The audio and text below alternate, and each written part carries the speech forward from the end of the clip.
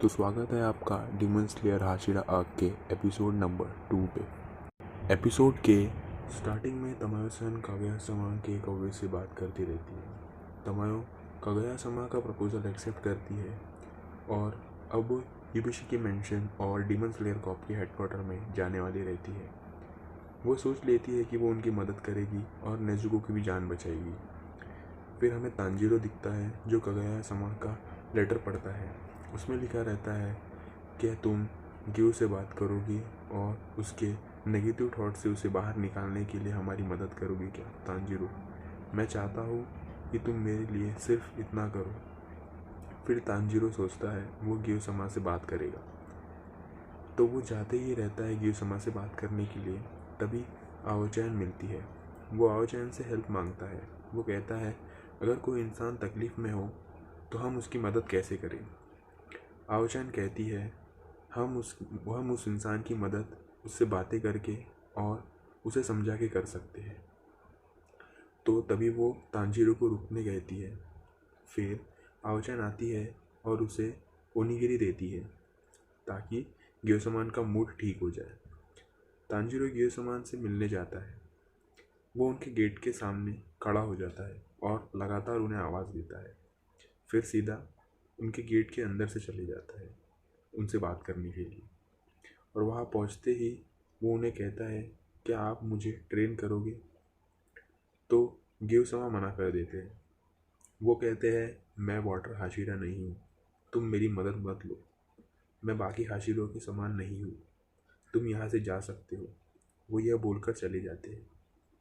फिर ग्यू-sama डिस करते रहते हैं। तांजीरो उनके दरवाजे के बाहर ओनिगिरी रख देता है और कहता है खाली पेट ज़्यादा गुस्सा नहीं किया करते, ये लीजिए ओनिगिरी खा लेना। वो वहाँ से चले जाता है। ग्यू-sama के पास वो जाता है अगली बार और उन्हें ट्रेनिंग के लिए मनाता है। वो जब भी जहाँ पर भी जाते तांजीरो उनका पीछा करता रहता है। वो उनका पीछा कभी नहीं छोड़ता और उन्हें बार बार पूछते रहता है क्या आप मुझे ट्रेन करोगे। तो वो सोचते हैं मैं इसे आखिरकार बता ही देता हूँ। तो वो उसे बताना शुरू करते हैं कि उन्होंने कभी फाइनल सिलेक्शन पास ही नहीं किया और ना वो कोई डीमन कॉप बन पाए। वो बस किसी की मदद की वजह से 7 दिन जिंदा रहे, इसीलिए वो इस हाशिरा बन पाए। वो कहते हैं कि मेरा जो दोस्त साबितो था उसने मेरी जान बचाई, इसकी वजह से मैं हाशिरा बना। उस अकेले ने ही सारे डीमनों को मार दिया था। वो बोलता है उसने लगातार 7 दिनों तक डीमन को मारा और वो उन्हें मारते मारते मर जाता है, इसीलिए वो हाशिरा बना। असली हाशिरा के हकदार तो वही था। मैं तो पहले डीमन के वार से ही जख्मी हो गया था। वो तो साबितो आया जिसने मेरी जान बचाई, उसकी वजह से ही मैं एग्ज़ाम पास कर पाया। और जब मैं ज़ख्मी था तब मैं 7 दिन तक बेहोश था। मुझे उठने के बाद पता चला कि मेरा सिलेक्शन हो गया है और मैं ज़िंदा बचा हूँ 7 दिन तक। और ना कोई मैं हाशिरा के बराबर हूँ, क्योंकि मैं हाशिराओं में आता ही नहीं हूँ, क्योंकि मैंने कभी एग्ज़ाम पास ही नहीं किया। फिर तांजीरो उन्हें कहता है क्या इसी दिन के लिए साबितो ने अपनी जान दी थी आपको बचाने के लिए, कि आप अपने आप को कम समझ सको और आप अपनी जिम्मेदारियों से भाग जाओ। ग्यू-sama को याद आता है कि कैसे साबितो ने उसे समझाया रहता है कि कभी मरने से डरना नहीं और खुद को ताकतवर बनाओ जिससे हम दूसरे लोगों की जान बचा सके।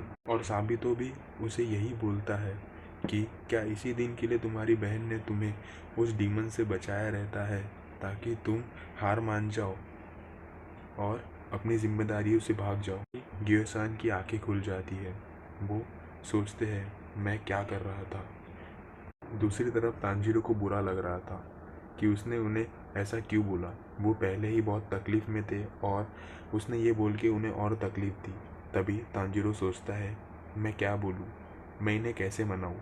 तांजीरो कहता है ग्यू-sama क्या हम ठंडे साबितो खाने चले, क्या हम उनका कॉन्टेस्टेंट करें कि कौन जीतता है। उससे पहले ग्यूसान जैसे ही उसे बोलते रहते हैं कि तांजीरो चलो ट्रेनिंग करने, तो तांजीरो बोलता है हम जा रहे हैं कॉन्टेस्टेंट लड़ाने, कौन ज़्यादा साबुतो खाता है। वो साबो खाने चले जाते और साबो खाते हैं। दूसरी तरफ हम शिनोबो देखते हैं जो बहुत घबराई हुई रहती है और वो भी हाशिरा ट्रेनिंग में पार्ट नहीं लेती है। वो भी बहुत तकलीफ़ में रहती है। फिर कनाओ आती है और उन्हें बोलती है मास्टर, मैंने सारे हाशिरा से ट्रेनिंग ले ली है, मुझे आपसे ट्रेनिंग लेनी है। आप मुझे ट्रेनिंग क्यों नहीं दे रहे हो? मुझे आपसे ही ट्रेनिंग सीखनी है।